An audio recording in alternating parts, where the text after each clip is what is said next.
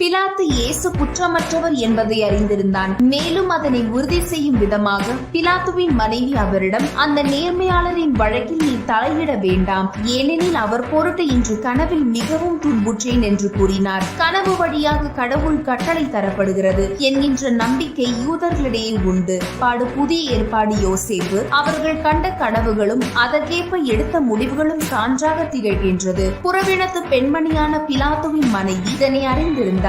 ஆகவே இயேசுவின் பொருட்டு அவர் பதறினார். தன்னுடைய கணவன் பிலாத்துவை எச்சரிக்கிறார். பிலாத்துவும் இயேசுவின் வளர்ப்பு தந்தை யோசேப்பும் கடவுளிடமிருந்து கனவு பெற்றவர்கள். இவ்விரண்டு நிகழ்வுகளும் மத்தேயு நற்செய்தியில் இடம் பிடிக்கின்றது.